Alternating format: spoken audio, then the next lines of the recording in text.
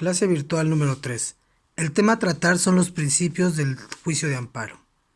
En palabras de Vicente Fernández Fernández, el juicio de amparo ha sido y sigue siendo el medio más eficaz que tiene el gobernado para defenderse de la actuación de la autoridad.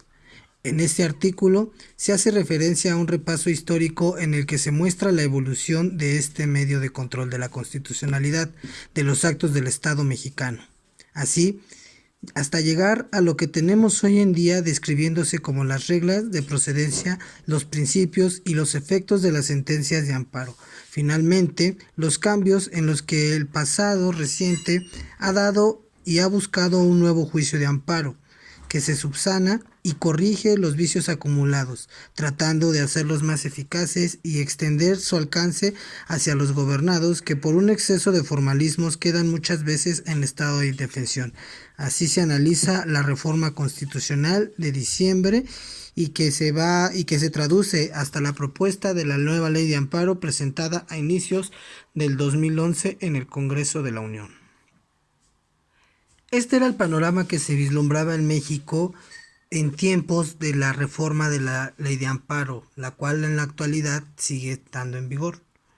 El juicio de amparo en México se ha venido desarrollando de manera paulatina en la historia constitucional hasta llegar a ser el principal medio de la defensa con el que contamos los gobernados frente al poder público. Y si bien ya también es necesario que se ajusten algunas de sus figuras e instituciones con el afán de que se actualice a la realidad de nuestra sociedad,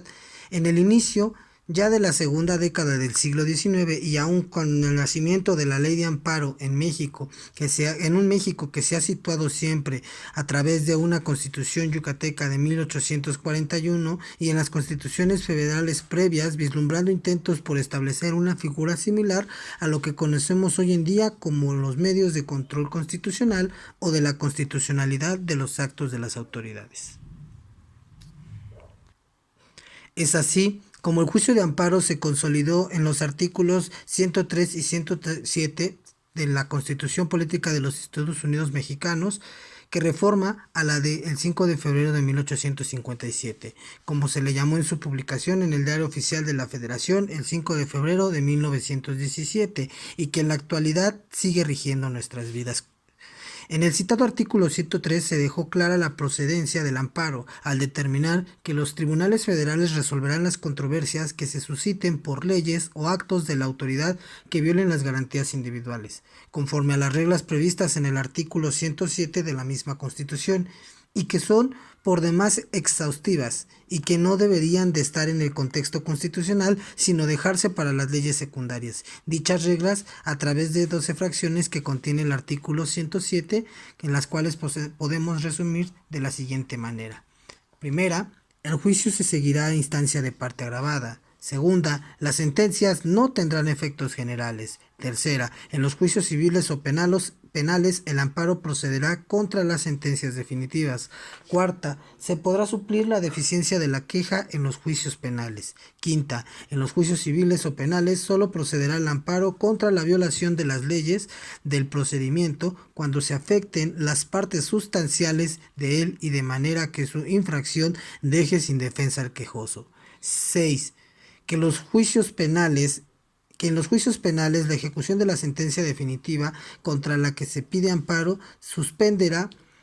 se suspenderá por la autoridad responsable. 7. En los juicios civiles, la ejecución de la sentencia definitiva solo se suspenderá si el quejoso da fianza de pagar daños y perjuicios en caso de que se concediere la suspensión. 8. Cuando se trate de actos de autoridad distinta de la judicial o de actos ejecutados fuera del juicio o después de concluido o de actos en juicio cuya ejecución sea de imposible reparación o que afecte a personas extrañas a juicio, el amparo se pedirá ante un juez de distrito. 9. La autoridad responsable será consignada a la autoridad correspondiente cuando no suspenda el acto reclamado, debiendo hacerlo y cuando admita fianza que resulte ilusoria o insuficiente, siendo en estos dos últimos casos solidaria la responsabilidad penal como la civil de la autoridad, con el que se ofrece la fianza y en el caso de que la prestare. Y por último, si después de concedido el amparo la autoridad responsable insiste en la repetición del acto reclamado o tratare de eludir la sentencia, de la autoridad federal será inmediatamente separada de su cargo y consignada ante juez de distrito que corresponda para que le juzgue. En el referido artículo 107 constitucional, que ha sido reformado varias veces y en varias ocasiones, se puede identificar la evolución constitucional que ha ido afinando y refinando las reglas generales y específicas del juicio de amparo, dependiendo de si se impugnan leyes, actos administrativos, actos jurisdiccionales, reglas de competencia y de la sustanciación misma del juicio y de la suspensión, así como un tema de los recursos y la ejecución de las sentencias, buscando mecanismos eficaces para hacer efectivas las ejecutorias tanto en materia de suspensión como las concesiones del amparo mismo. Si bien las bases siempre han emanado directamente del texto constitucional, ha sido relevante observar cómo también se ha ido evolucionando a través de las leyes secundarias en materia de amparo. Y que precisamente de las características establecidas tanto en la normativa constitucional como en la normativa secundaria siguen ciertos lineamientos o ciertos ejes torales sobre los cuales todas las leyes de amparo o todas las normas en la materia del amparo tienen que seguir precisamente una dirección y no deben de sobrepasar el alcance que les retribuye tanto la Carta Magna como el alcance legislativo que se le pueda dar en su momento a las entidades públicas para que generen las normas en la materia. Esto es lo que nos lleva precisamente a hablar de esos ejes rectores, es decir, de los principios del juicio de amparo, que dentro de los cuales podemos identificar la actuación que modifica y moviliza precisamente la dinámica o los lineamientos a través de los cuales el juicio de amparo se desarrolla en nuestro país y dentro de las cuales podemos identificar la instancia de parte, dado que en el juicio de amparo, como todo proceso, no se puede iniciar de manera oficiosa, es decir, que el propio órgano jurisdiccional ordene el inicio de un juicio. Para ello se requiere necesariamente el ejercicio de la acción, entendida esta como un derecho subjetivo de carácter procesal, por lo que cualquier persona puede ejercitar esta acción sin demostrar en ese momento la titularidad de un derecho sustantivo, ya que esto será necesario para acceder a una sentencia favorable. Así pues, en el juicio de amparo se puede iniciar a través de que se estime que ha habido un acto de una autoridad que ha violado de alguna garantía individual, por lo que si se habla en principio de instancia de parte, debemos tener claro que el único que puede iniciarlo será el quejoso, nunca cualquiera otra de las partes, como la autoridad responsable o el tercero perjudicado o interesado. Cabe señalar que haciendo esta aclaración de que el quejoso es el único que puede promover la vía del amparo, en materia de que estas personas se encuentren privadas de su libertad, se puede hacer por conducto de cualquier otra persona, pero se sigue respetando esta disposición dado que cualquier persona puede promover el juicio de amparo en pos del quejoso, quien posteriormente tendrá la obligación de ratificar ante el juzgado respectivo. Posteriormente hablamos del agravio del principio de agravio personal y directo. En este margen de ideas, el agravio es una afectación a la esfera jurídica del gobernado, causada por un acto de autoridad, y cuando se dice que la afectación es en la esfera jurídica del gobernado, debe entenderse como el menoscabo de un derecho reconocido por una norma. De ahí que este principio va vigilando el interés jurídico que debe acreditar el quejoso, para que en su caso le sea concedida la protección solicitada y lo que ha sido a través de grandes obstáculos de la autoridad verdadera y en completa defensa de los derechos de los gobernados.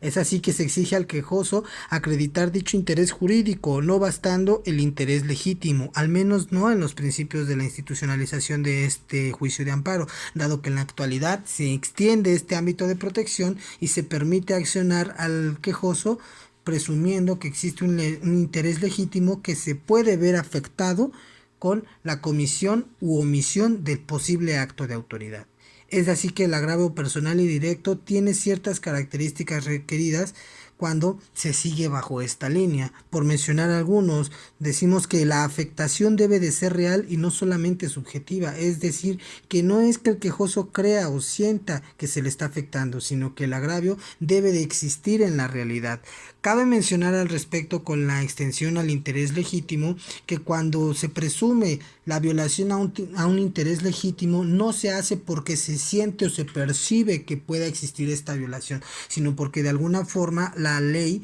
está